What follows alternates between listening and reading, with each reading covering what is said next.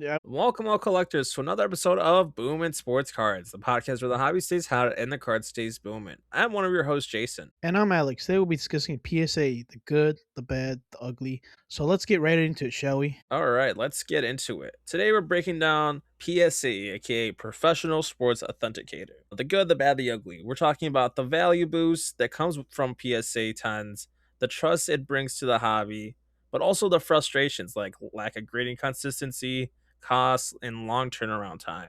Whether you're submitting cards or buying slabs, this is a conversation every collector needs to hear. So, Alex, let's start right from the good. We love PSA slabs. That's We pretty do. much what both of us buy, right? Like, I don't think you have that many other grading companies slabs.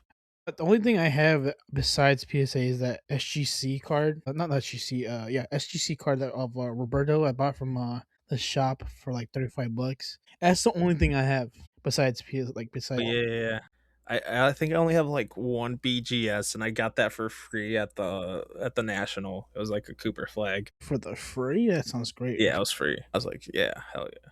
But yeah, they're good. So it's pretty much the industry standard. That's the first thing that comes with PSA. It's widely recognized gold standard in card grading, PSA slabs. It's most recognized across marketplaces and shows. Everyone knows PSA. They've been founded in 1991 but began grading in 1992 and introduced the 10-point grading system in 1998. So it's been a long time since PSA's been around, and yet we'll get into the problems, but it's the standard right now in card grading. So they've been around for a while. So they've been ripping people off for the last couple of years. It's crazy. Yes, a lot of ripping off, but we'll get into that. We're talking the good first, Alex. We love I know, people. right? We love them. Yeah, so right now they're currently grading over 2 million cards per month. Probably like the biggest grading company out there. I don't think it's even arguable anymore because everyone wants those slabs. They grade bad cards, they grade good cards. We get controversial cards. We've seen some controversial cards they've been grading. Don't want to get into that. But yeah, 2 million, 2.17 in April. In March, I'm sorry. What's your experience with PSA? What's a good part of your experience with PSA? Um, so with PSA, it's more automated than most places. Because recently me and my dad went over like the automation of PSA versus BGS. BGS doesn't tell you when they get the cards. They don't tell you when it's getting slabbed. They don't tell you anything. They randomly arrive at your door out of like nowhere, Mm, and I don't know if it's a good thing or for me, I know I want to know if my things are being worked on, especially like if it's a good card. My dad sent a Ken Griffey out of I think it was out of 25 or out of 10. He got like a patch out of a pack and he sent it to get graded because BGS is much better with patches. But he sent it. He said randomly he came in the mail and he didn't get any notification. But with the automation with PCA, it's that they tell you when the card arrives, when they're working on it, and you even have the chance to receive a notification saying, "Hey, your cards are done. We're gonna send them to you. Do you want to see the grades on your phone, except instead of in person?" So yeah, that's crazy. I know. No notification or anything, and you're sending like hundreds, even $1,000 cards to BGS. Yeah, I've seen that, like the tracking, and then they've had like a new animation where they reveal the card before you even grab it. That's kind of cool. Their app's not too bad either. I enjoy their app, even just for authenticating the cards, making sure the serial number is correct. So that's a good part of PSA. I like that part of the automation. But the resale value is a PSA 10 versus BGS SGC. They're you could see it when you look at a card. Like when say if you pull up a like your like a data on a card, pick a card you think of that you like the most, Jason. Let me go with I'm gonna go with Ken Griffey. Ye Just old Ken Griffey. young Ken Um, Griffey. yeah. If you go down the list of like if you're on market movers and you go down the list and see the variations of like PSA 9 versus PSA versus BGS 9 versus SGC 9, you see the value drop. Maybe Mhm. either it's the same value of the card by itself or a couple dollars more, maybe 100. You hear me like, man, why are these are all 9. BGS is much harder to grade, especially SGC, because the tiers for harder grading is goes from BGS to SGC, and then I think it's CGC. Have you ever seen CGC? Yeah, I've seen CGC. Like, there's a lot of new brands out there that, like, I don't even know what's going on. There's, like, I don't know if I should trust them, I don't know if they're better than PSA, but yeah, PSA is the standard and they hold the most value. I mean, there's vendors out there that don't want to buy anything else but PSA. But yeah, those are the 4 companies, and then the one that ranks on the bottom for seriousness on, grading cards is PSA. So, that's weird, like, like, if I send myself to a harder grading place, I feel like it should be more valuable, which is what is in some cases. Say if you do get, like, a 10 for a BGS or, like, a pristine on, like, SGC or a CGC, the value triples, but, it's kinda weird when we use, like, PSA 10s, it's automatically just a great value as soon as you get a 10 on a PSA, which is which is kind of interesting. It is interesting. From research I've done, like oftentimes they are worth more than 20 to 30% from competitors. So, like one example being the Michael Jordan Fleer rookie.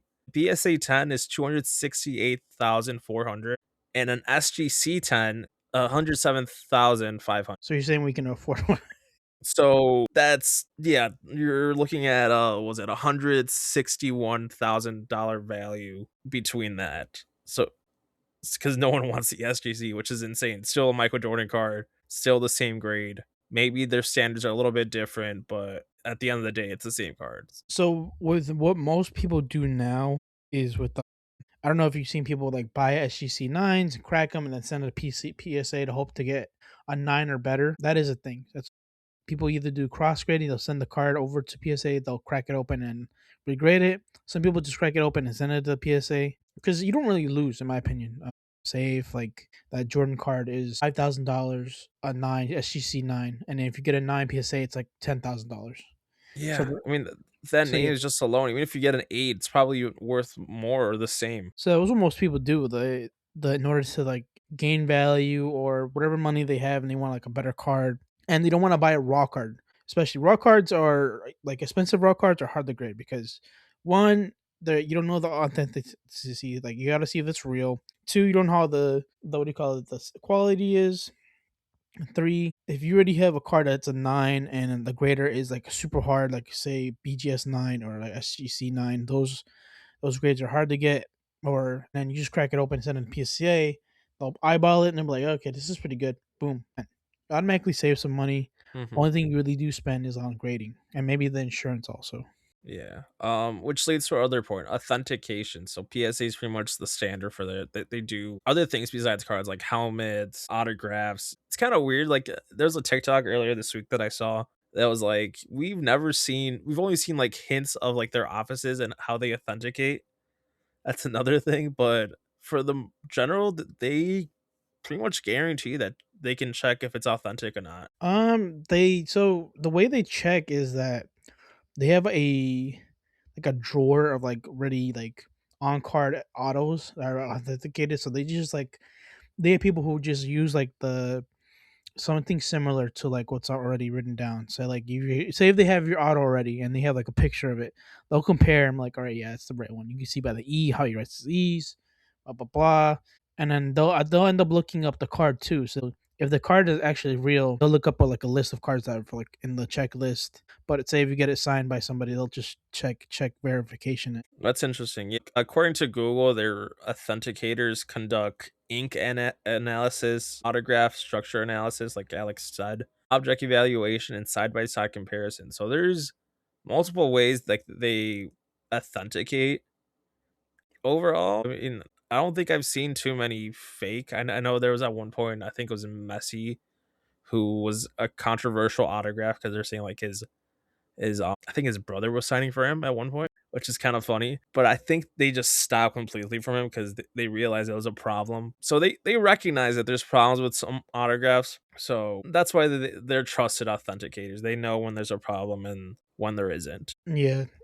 Um they also do like I think they give you a frame. Like when we went to go get our autos from Modus, Yeah, they'll put the picture of him in like a big like slab case and just say authenticated so they know it's I've real. seen that. Are they the same guys? I can't remember. Are they the same guys who like they authenticate like comic books, or is that a different? Yeah, they do that. They just started doing it maybe like a couple years ago. Mm, No, Thumb and I think the people who really do it is CGC. They're Okay. really big on it. So if you see, like, I think a blue one, Logan There's also Paul, like JSA, right? That's another guy. something like that. I think there's like so many grading companies that we Three initial companies. Yeah. so many, so many companies, so little money, so many cards, so many things you want to get graded. Very much. So leads to our final point of the good protection and presentation. It's just a beautiful slab. When you have a PSA 10, I have an Otani, I have a Wemby. Just looking at it, it looks beautiful. It's very uniform. It has the title, it has the grade, the condition. I love the slab. I feel like that's the main reason people come back to PSA. It's nice and clean, it looks nice, and it's a standard for grading. Yeah. The thing with that is that, yeah, when you look at Jason's eyes, you can see the little glint of his eyes, and he knows how beautiful that PSA slab is. PSA 10. Beautiful. No, that was me when I got my PSA 10. Caleb extract, and I was like, man, this is what this is what feels good having a PSA 10, and This then is what crack feels like. and then I get a 9. I'm like, why am I receiving withdrawal symptoms? But Why can't overall, everything be a 10? why I can't need everything more. be a 10? It sounds like my dad. He calls himself the 9 guy because Oh, no. he Don't repeat it too fast. I know, right? He'll get a. He said the last batch he sent a Pokemon just got a bunch of 9s. He's like, you know what? I'm just a 9 guy. I clean the cards. I try to do my best, and I just That's unfortunate. that's unfortunate. But yeah, overall great slab though. I think they have different ones. I think there's a clear one, and there's like one that looks like I'm like what is it's like not clear, but it's like I don't know what it is, but there's two variations of it I've been seeing online. Like I think it's an older one and the new ones now. I But think I know what you're talking about. It's, like, more, like, texturized, right? It's, like, yeah, a yeah, yeah, yeah, not super clear. yeah, more texturized. Yeah, I think I have one of those, actually. That's kinda weird. I think that's their older versions of it. I think I have, Chris Bryan ones like that. It's weird. But overall, great. It says the modern slabs can be survived certain drops. So they have survived 15 to 20 foot drops and even been run over by cars. I don't know who's throwing the slabs under the cars or dropping them for 20 feet. Some, like, Patrick Williams PSA slab just got ran over. I'm fine with that. I could just like if I'm really mad at the Bulls, I'll just throw my Patrick Williams card at the wall and see if it breaks. It'd be like, it's your problem. You have it first in the first place. And I'm like, great. I thought you were gonna be the new Kawhi Leonard, but you were not. Yeah. But So yeah, they're very durable. real durable. We're kind of well, not gonna lie, we try to crack a PSA slab. It's difficult to do, and Yeah, maybe because they're encased, like, even inside it's like they're in no, like, a sleeve, right? From what I've heard, what I've seen. no, not in the sleeve. They're just like encased in like a hard plastic. Because I think in the last couple months they've updated the slabs to make it a little harder, so people can't like grade their cards. So the plastic's a little bit harder, and so yeah, you're gonna have a harder time. So there's a way people if people have opened a slab with like a bottle opener or Yeah, a sometimes you, like, bite it, man. It was weird. He, like, did it with his teeth and just cracked it. I'm like, "Dude, this dude's insane." this dude's insane. Yeah, but, like, another good part of it is, like, their scratch sensitivity. There's not that many scratches it comes out. They accumulate, like, micro scratches overall from, like, stacking and handling. But, like, to be honest, I don't see, like, ones with, like, a big scratch out there or, like, something that's, like, pretty much covers the whole case. So they're pretty good with that. I think if you get a big scratch on it, they do recases. So if like it does something does break, I think something does break, they'll recase it, or like something's named wrong or something, they'll recase it. But that's always like extra money. PSA slabs are not airtight, so don't think that your house floods and your cards are fine. Water does get into everything. Don't go swimming with them. I know Drake May can stay and watch you from the beach, right? Don't go swimming with them. He can hang a Tom Brady on the lawn chairs while you go swimming in the. Yeah, he can watch you swim from afar. While they protect from light, moistures, or rain, they are water resistant, not waterproof, and can suffer damage if submerged. All right. And let's see what else. Deliberate cracking because the new slabs are more flexible. They are slightly harder to crack, which brings me back to the point. Yeah, just not be hard to crack. Don't bite. Don't bite the slabs. All right, guys. Don't bite them, please. I don't want to get a slab at a show or something. I do have one that's like cracked. Like one of the sides got cracked. Which one is that? It's a John Moran. Like I think it's the one I Ah, told you that like I regret buying. I came home and then I looked and I was like, why is this like it's chipped pretty much on the side. I'm like, it's guys, he, whatever. he he threw it because he knows what's going on with John Rand, so he knows He's what he a did. he's a real shooter. All right, so now let's go to the bad. Price. It costs a lot to grade. Prices are going up every year. It seems like we'll start from the top. Value bulk $24, value $32, value plus $49, value max. You just keep adding more words to these pricing methods. $65, regular $80, express $150. They like making money. I'm just waiting for like the ultra fast pass pro. Ultra mega week. Yeah, I mean, I bet there is. I bet there's for like higher spenders. Be like, you get it next day if you give us $1,000. This is gonna wait for like the iPhone Pro like names. Express Pro Max next Express Pro, day yeah. shipping. And that's Plus, $5,000. minus, yeah. Well, So yeah, like they charge so much, and just for you to get like a 9 or an 8, and you're yeah, done. it is crazy. And then the thing they don't add on to this is that you might think it's $25 by itself. It's not. It's plus the insurance to ship it and ship it back. Say what my dad does when we ship our stuff, we directly take it to the UPS because you got over $1,000 cards in there. You're Yeah, not gonna just let the mailman let's take not it. risk that. You're gonna have to add at least $60 worth of insurance to cover the whole thing. It's just add $60 between how many cards you have in there, maybe a couple more dollars each. But the other thing is, say if you have a super value card, say like a downtown, and it's Let's wait for upcharges. We got that for further on. oh yeah, we're gonna talk about the upcharges. The Yeah, turnaround, but like the prices, just the base price, it's increasing every year. I mean, how much did it increase? Like $5 or more this it, past year? it was 20 when we started.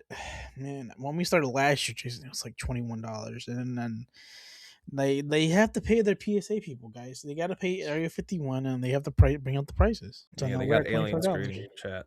Yeah, Wemby's grading his Yes. own cards. So yeah, grading prices they keep increasing, which leads to our second point: turnaround time. They're going up yet again. Their business days of how much they take to grade your cards is going up as well. I mean, your value bulk 95 days, and your most regular price, which costs $80, is 25 business days. $80 for 25 business days. That's still insane to me.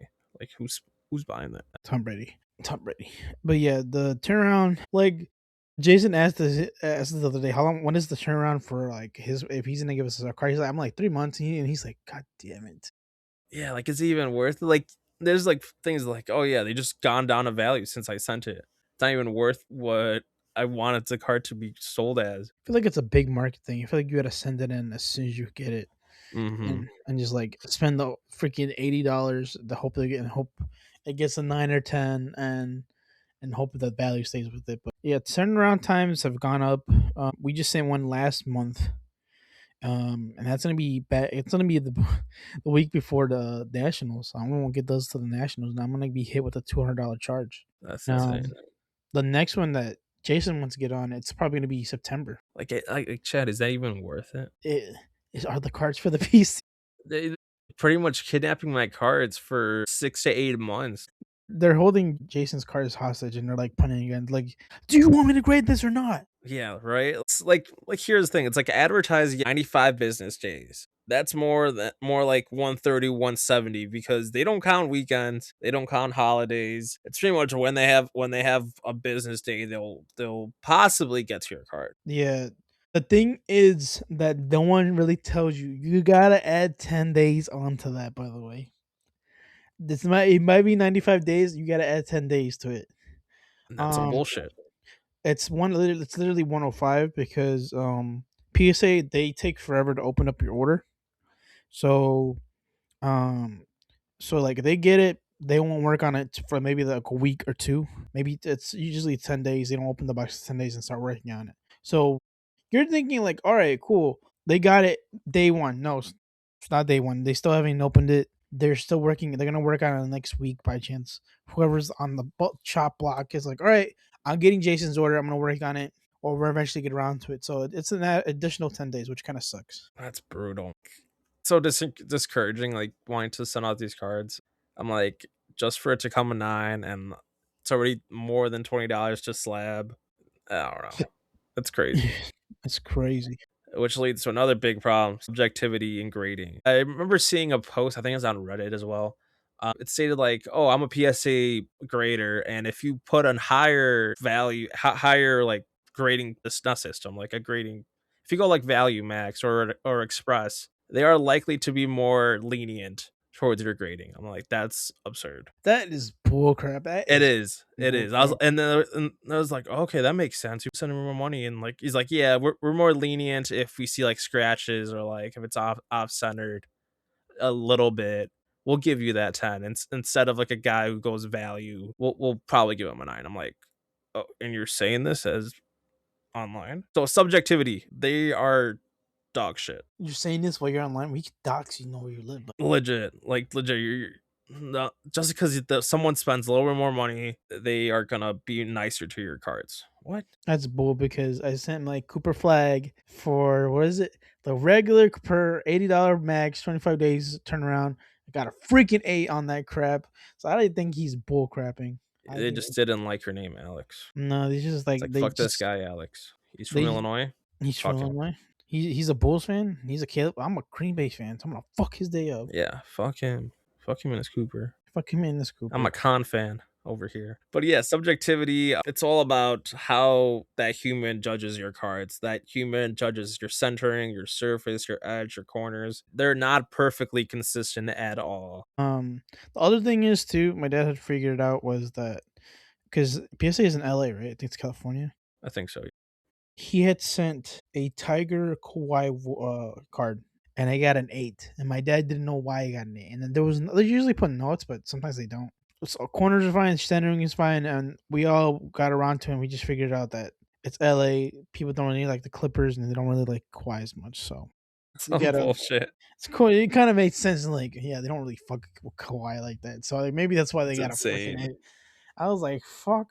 That dude's a diehard Lakers fan. He said, "Fuck, why we're not rocking with him." But yeah, it's insane. Like there's subjectivity, but we've seen like cases where they cross grade through different grading companies, and sometimes they get a higher PSA grade, like maybe like 6 tries later, which is insane to say the difference. Because what does a month make a difference in consistency in that card? It's ridiculous. It was ridiculous. The human element, because their human grades are inconsistent and rise, sometimes leading to the same card receiving different grades upon resubmissions. Yeah, just you're somehow gonna get a freaking. My that's why I wanted to resubmit my Cooper flag, hoping to get a 9 instead of an 8, but they're gonna screw me on it. Micro flaws, PSA 10s, gem mint require near perfection, meaning Microsoft flaws that one grader misses, another might catch. I don't know how they do it within the minute because they have 1 minute per card, so they're That's gonna just. ridiculous. I feel like in the bull crap on them. They're like, I see a little dimple that's not really there,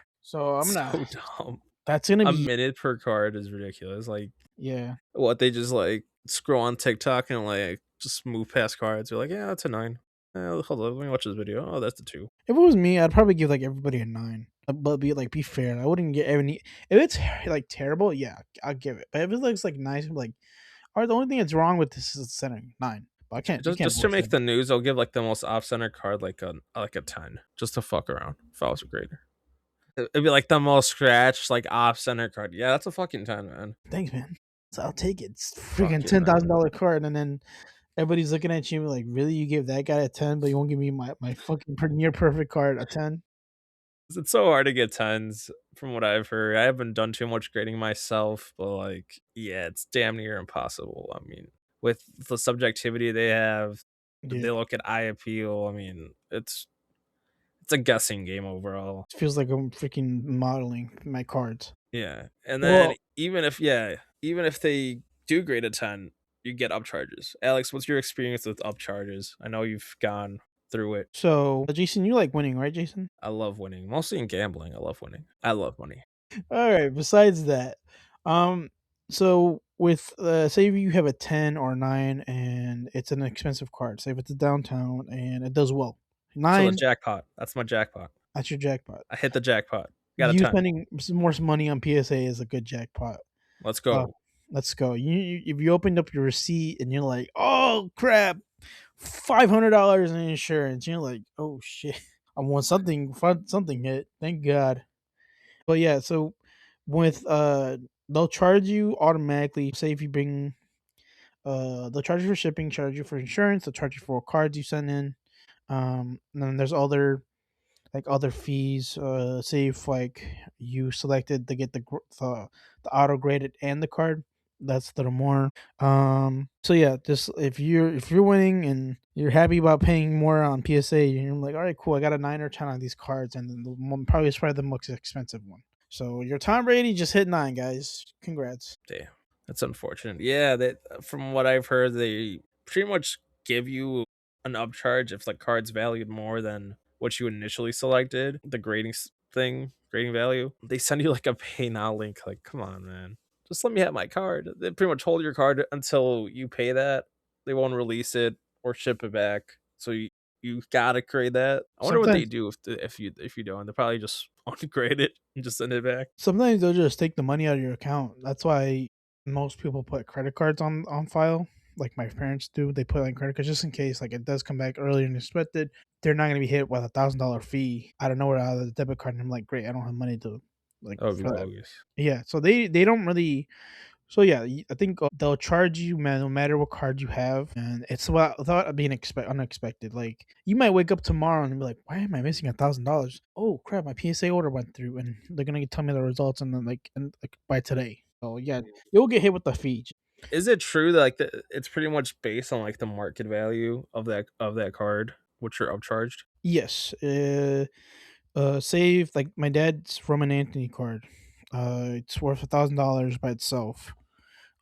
PSA 9, PSA 10 just it sold for 5,000 because somebody just sold it for 5,000 the other day. Mm. They're gonna upcharge you for the insurance fee. So they're gonna have to find. I think it's like an additional $100 for one card to just to cover it, just in case they screw up and they got to pay you back. And then it adds up too because all cards are insurance, so it's not individually.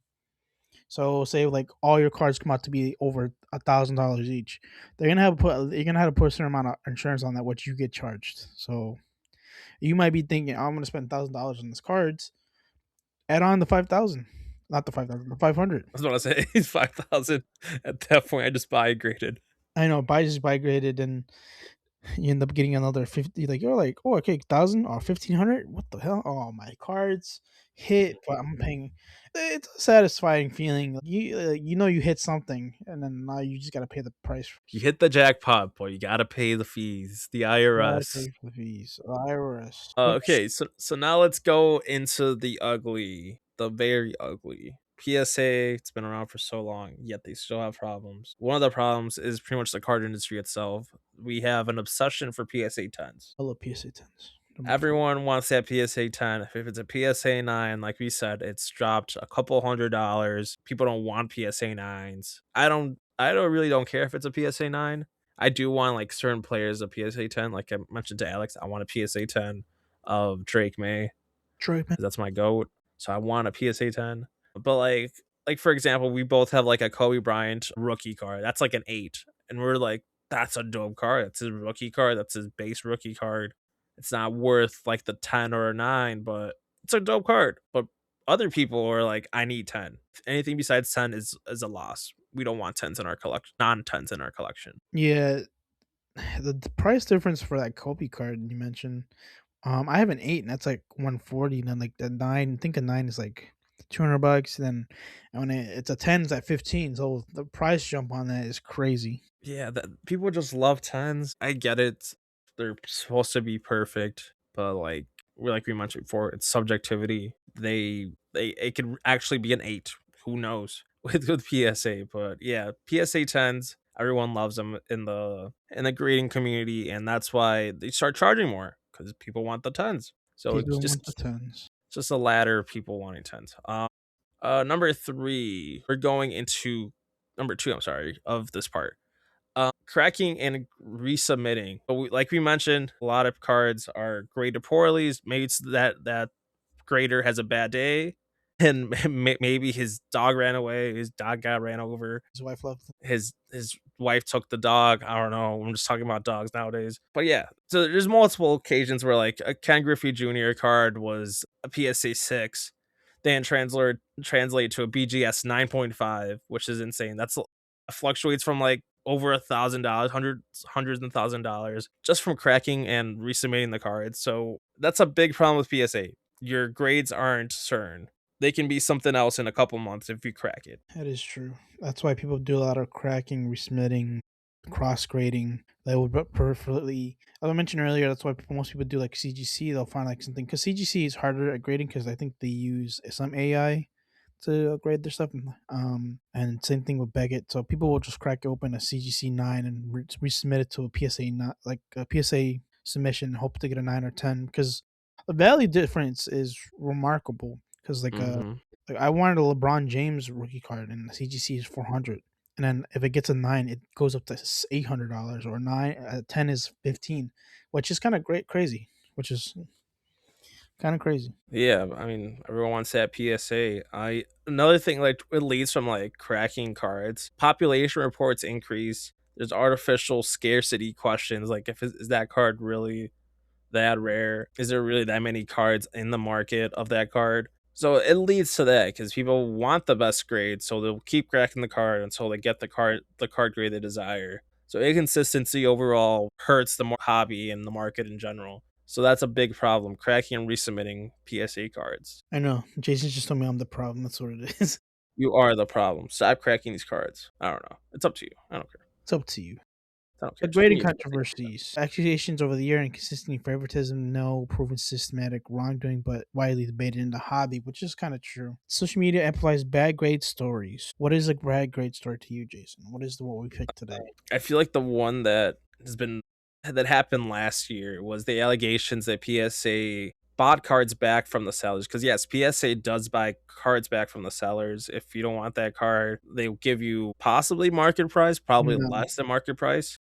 give you like 70%, which is crazy. Yeah, but they bought those cards were initially a PSA 9, and then next thing you know it, that same serial code appeared as a PSA 10, and no one was notified.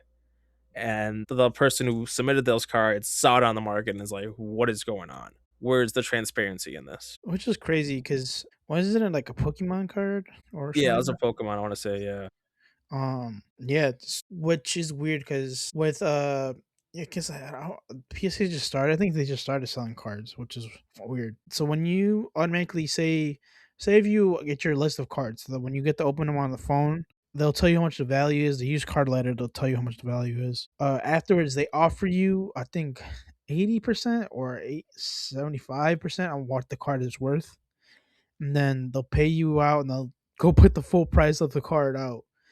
Like, oh, I bought this off you for 70. I'm gonna go sell this for 100 now. It doesn't really save the hassle. You get more yeah, money if you sell it in your. yeah. And like their response to this was like, "Yeah, senior reviewer upgraded some of these cards because there was internal quality control check, but denied any fraudulent intent." I'm like, any fraudulent intent? You were trying to make money off this dude's cards. You got caught. That's super shady in general. Yeah, you got caught. If no one would have said anything, if the dude didn't notice, no one would have said anything, and you would just make a couple more $100. Yeah, we have the it says and then we got one where it says PSA lost my $25,000 cards. Yeah, I that's seen this another on big one. eBay. That's one I sent you on Instagram where yeah. Go ahead, Alex. It says lost 25K of my cards, and I see them listed on eBay. PSA offer 50% of my MV settlement, and I want an NDA agreement. I wonder, and then it says honestly, I need some advice because the situation feels insane. I share my experience below. To recap, PSA lost my cards. The exact cards are currently listed on eBay. Police report has been filed. PSA settlement offers is 50% of my reasonable MV. What the? NDA required me, and if we sell the cards or service, they required me to buy it back on my own. My goodness. Yeah, so like these cards resurfaced. So this dude's like, PSA told me they lost my cards. Okay, they are worth $25,000. They're like, yeah, that's my bad. PSA's like, that's my bad. We'll give you 12,500 for that, and you must sign an NDA to release this, to release anything bad from happening. He's like, what the heck? And then he sees this card on eBay, selling, and it's like, what is going on? It's like seeing your Drake May that you love so much on eBay. I'm like, wait, I know that's my card. Why is it up there? Yeah. It's supposed to be lost. What's going on? And then the dumbest thing is like, oh, if these cards do resurface after I settle, it requires them to buy them back and pretty much give the money back. They think like, oh, you got them. It's the dumbest thing. It's like kind of what do you call it? Kind of nerve wracking. Like we send cards every couple months, and then imagine seeing them on there. Yeah, and like they think like people won't speak up, which is the most ridiculous thing ever. They try to do some shady stuff. They're overall just a monopoly, and not the board game. Not the Maybe guy the board with a game. mustache. Maybe there is a guy with a mustache there, but not that guy. He's trying to steal your money. He is a robber. The thing that my dad started doing when he started sending just to keep documentation, so he takes a picture of the cars he's sending to PSA just to show like he knows what the grade that the grade condition was before they send it back. Because he was telling me the other day that when we got the Cooper flag and everything, because he sent the Stefan Castle auto on card auto that he got an 8.5, which is kind of crazy because the card looked fine. I thought I would get a 9. There was damage on there, and he didn't damage it. So he went back to the picture, and he's like, "Yeah, I didn't damage that." And my dad knew he couldn't do anything because they're not gonna do anything. And my dad's like, "Those bastards." That's so shitty. Yeah, your dad does a lot of grading. I know I asked you what his opinion was on PSA. What do you have for us? What did Senor Gray say? My father, the quote of the day: "The company owns the company that owns PSA is a monopoly. And he has too much control. PSA is where people want to be, or want to go because they still benefit from it, which is true. If you might hate the company, but you do benefit from the most." And it's from Senor Gray and Hobby Fanatics. That's Yeah, an name on eBay. shout out Hobby Fanatics, buy his stuff.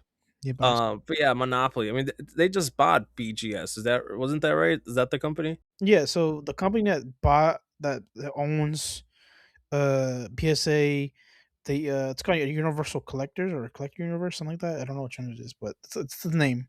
They just bought BGS, and I think they own CGC or SGC. I don't know which one they own. I think they own SGC too.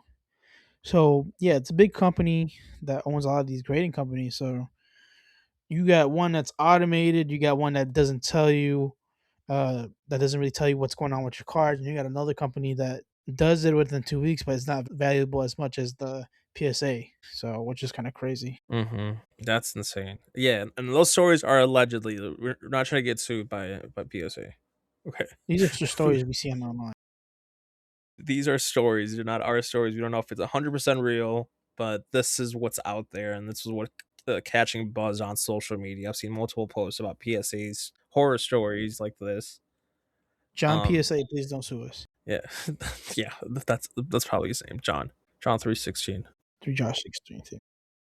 But yeah, so PSA, a lot of good, a lot of bad, a lot of ugly. It's pretty much up to you. Obviously, you'll make a lot of money if you get that PSA 10, but there's a lot of risk, there's a lot of reward. Just keep an eye out on what PSA is doing. Track everything, like Alex said. Make sure to document your cards before sending them out. And yeah, anything else about PSA you want to say, Alex? Yes, it's there's two phrases for me. One, it is gambling. Also, sending your stuff to PSA is gambling. The same as like opening cards, but you can't expect everything being a 10. So when you're sending the stuff to PSA, let's just look at it. Try to the best. Try to eyeball it before you send it, because you're gonna send something without eyeballing it. You're gonna be mad that you paid over $30 for just a slab card that's not even worth $30. It's gonna be like an 8. And then the last thing is what do you call it? I think that's it. Yeah, that's all I had. Yeah, I mean, yeah, it's a pretty much a gamble, this company in general. So now let's move on to collector's corner. That's the end of our PSA segment. So now it's collector's corner. So we're looking at players on the radar. So the guys I really want to buy this week or this upcoming month, because the month's pretty much over. I want to get an Urlacher auto or a Zebra. It's just a cool Urlacher card for my collection. Big zebra. Rainer Montgomery, dude's going crazy. I've been telling Alex I need this dude's auto, but I don't want to spend that much money. He wants a nice auto. And then Cam Ward, dude, I got another prism of his. Need to get more of his cards. He got Carnell Tate, a big wide receiver from Ohio State, and Wendell Robinson. Dude has a lot of potential to do a lot of good things. That's what was on my radar. What about yours, Alex? So been hearing the big fat like big names like South Stewart from the Reds. He's been killing it. He's in the MVP talks, and he's also in the Rookie of the Year stock. It's just crazy. Cause I was looking at the odds this week. He's on there. He's in the lead for. He's part of the discussion, and he's also in the lead for the Rookie of the Year. And his cards are blowing up. And I was trying to see if I had some at home, Is which this I the don't. Phillies guy? No, from the Reds. Reds. Okay, I knew it was a red team. I just yeah. So yeah, I gotta. I think I just got his base. I don't have nothing besides that. And today I went to the store because I had the just I just spent a crap ton on my car, and I wanted to get us something to drink. The guy refilling the whatever the cases and everything. Everybody's waiting for Heritage Baseball because they want a Sal Stewart card so bad, and I'm like, Jesus. I tell my dad this, and my dad's like, this could change next month. This guy could be in the running Yeah. and not be in the running next month. It matters. It doesn't matter what's happening. It matters at the end of the year. And I was like, you're right. And just look at Rowan Anthony, bro. He's struggling really bad, and he was like the hottest player in the market for the longest. I know. Thank God I didn't buy anything expensive. But yeah, on to the next one is Monotaka from the White Sox. They just released the Topps Chrome Black. Expensive. Spots are like $200 because everybody wants to get his auto. He's killing it for the White Sox. I wanted to see how much an auto was online. Can't find any that are like not authentic. It's because every time I see one online, it's part of the card, and I don't know if it's an auto or it's part of the card. So Hmm. I've been trying to find a nice card of his, but that's it for the players for me. Yeah, a lot of good players. Yeah, I've also looked into Murakami. His like first Topps Now card when he has like a being introduced. That's like $20. He used to go for like $6 in the off season. So his cards are rising, and we can't wait for update because he's probably going to be in it. And He is gonna McGonagall be and an all update. those I just saw a guys. post. That's just crazy. Yeah. So now let's move on to experiences. Over the weekend, we went to a Game Changer Sports Cards Only card show. About a lot of good stuff. We had a lot of great deals. We were there for like an hour, but we ran through that show with a bunch of cool cards. Yeah, great experience. I understand why Jason goes so early because it wasn't really overwhelming. We were there, maybe the first people there. We didn't get ripped off either. I think the thing that I took out of it is that there was when you get there early, there's not a lot of people, so you have more time to like think and look at prices and have better time to like negotiate. Jason and me picked up a Lamine Yamal card that was $8 and it was going for 18, which was kind of great. Yeah, the early bird gets the worm. That's for sure. I mean, I've always gone to the earliest time possible just because, yeah, it gets really busy during the afternoon. By the time we leave, more people start coming in. Yeah, you just get better deals. Obviously, throughout the day, these vendors probably put more cards out, but we get first dibs on what's available. Alex got a really cool cosmic Caleb Williams. Yeah, good luck that. Well, the got it for 45. It's going for 50 right now. Price went up. It was easy to negotiate because I'm not like one. I'm not swamped by people because people are like, crowded and you're like smelly and you're like I can't concentrate. And you're like, all right, fuck it, $50. Give me that shit. And then you're like, all right, cool. I have time to breathe. I'm hanging out with Jason, having a good time. I'm like, hey, can you do 45 for this? He's like, yeah.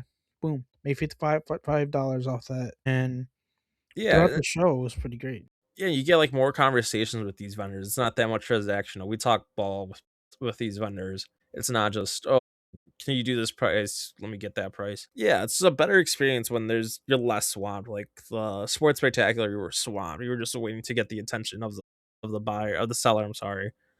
Um, yeah, it's just a great experience. I loved going to their shows here in Joliet, so I'm excited for the next one. Yeah, great deals. Video was really nice. I think it throughout the day people to get a little more angry or more annoyed. So I think it's harder to negotiate with people.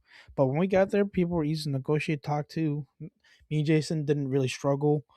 We got really good deals. For me, I got picked up a Cooper Flag base card, and it was 12. It was going for 24. I got that. And a couple other base cards of his. I overall paid 37 and the whole thing came out to $60 if I did the math right on it. So we made really good deals on it and overall it was a really great show. Yeah, big W. Yeah, got a lot of second year quarterbacks. Got what was it? Got a Prism Shook and like Jackson Dart purple card. Forget what it's called. Shock, whatever, purple shock.